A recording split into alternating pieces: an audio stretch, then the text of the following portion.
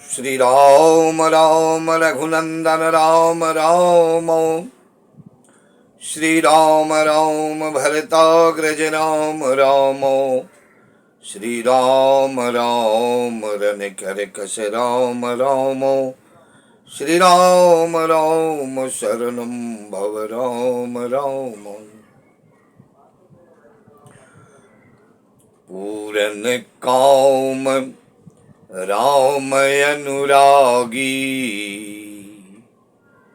पूरन काम राम अनुरागी।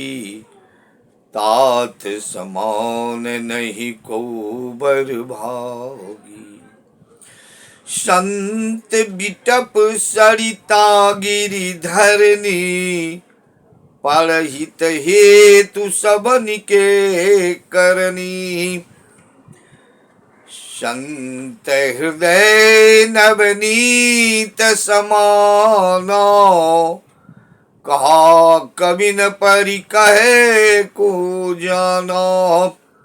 निज परिताप द्रवई नवनीता। पर दुख द्रवहि संत सुपुनीता। श्री गोस्वामी जी तुलसीदास जी महाराज अपने रामचरित्र मानस के उत्तर कांड में चौपाई के माध्यम से संत की परिभाषा, संत की कथा कहते हैं। ये संवाद काकभुशुंडी गरुड़ संवाद है। गरुड़ जी प्रश्न करते हैं काकभुशुंडी से, कहते हैं,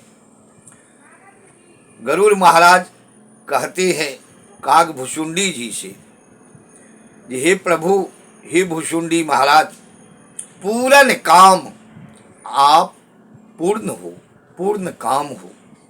राम अनुरागी, आप राम के अनुरागी हो।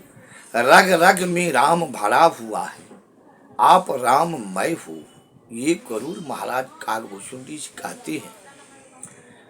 अब धीरे धीरे गरुड़ जी का मोह जब भंग हो गया है, विश्वास हो गया है, सारे मोह को काकभुशुंडी महाराज खत्म कर दिए हैं, गरुड़ की मोह को। काकभुशुंडी महाराज साधारण नहीं थे। काकभुशुंडी महाराज राममय थे। तो कहते हैं, पूरन काम राम अनुरागी। तात समान नहीं को बर भागी। हे तात, आपके समान भाग्यशाली कोई नहीं है। वस्तुतः देखा जाए, ये धन दौलत परिवार सुख संपदा सारी चीज धरे के धरे रह जाते हैं। इंसान यहाँ से अपना कर्म करके निकल जाता है। इनके द्वारा जो कुछ भी अर्जित है अलौकिक भौतिक, यही रह जाता है। इनके पास कुछ जाता नहीं, लेकिन इसके प्रति इनका मोह इतना ज़्यादा होता है जो वो सत्संग से वंचित हो जाते हैं। और भगवान राम जो थे वो इच्छा मुक्त थे, इच्छाधारी नहीं थे। उनको किसी विषय वस्तु से आसक्ति नहीं थी।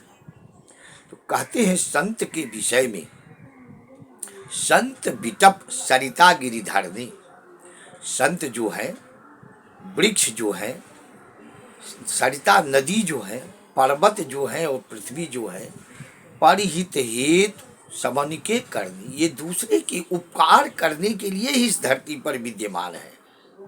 ये काकभुशुंडी गरुड़ जी से कहते हैं। जो संत, वृक्ष, सरिता, पर्वत और धरनी पृथ्वी, सब हित हेतु परिहित हेतु समन के करनी, ये सबके उपकार ही करते हैं।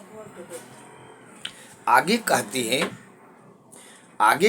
हैं, संत हृदय नवनीत समाना। संत का जो हृदय होता है नवनीत मक्खन के समान कोमल होता है। संत वही है जिनके हृदय में मक्खन जैसा हृदय हो, कोमल हो। कहते हैं संत हृदय नवनीत समाना, पर कहे कहा कभी न परी कहे को जाना। ये कवि लोग कहते हैं जो संत का जो हृदय होता है वो मक्खन के समान कोमल होता है। आगे कहते हैं गोस्वामी जी, निज परताप निज परिताप द्रवय नवनीता। मक्खन जो है उसको थोड़ा सा अग्नि की ताव लगा दीजिए, धूप का ताव लग जाए तो अपने आप पिघल जाता है। तो मक्खन दूसरे की ताप से स्वयं पिघल जाता है। और संत जो है वो कहते हैं गोस्वामी जी, पर दुख द्रवहि संत सुपुनीता। संत इस पृथ्वी पर वो है जो दूसरे की दुख को देख करके द्रवित हो जाते हैं, पिघल जाते हैं। यही असली संत का विषय है, असली संत का लक्षण है। चाहे उसके साथ आप कुछ भी करिए, कुछ भी उनको परेशान करिए, सताइए, जो कुछ भी करिए, संत का भी ये लक्षण है। पर दुख द्रवहि संत सुपुनीता, दूसरे की दुख को जो पिघल जाए वही संत है। यही असली संत के लक्षण होते हैं। और संत वही है, जब तक संत राममय नहीं होंगे तब तक उनके अंदर संतगिरी नहीं होगी।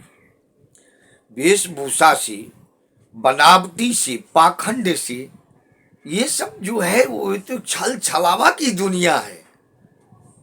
दिन भर में प्रपंच करना, झूठ बोलना, कपट करना, दुनिया भर की पाखंड करना, ये सब तो एक संत की चोला पहन के ये दम्भी लोग, पाखंडी लोग करते हैं। वो संत नहीं है।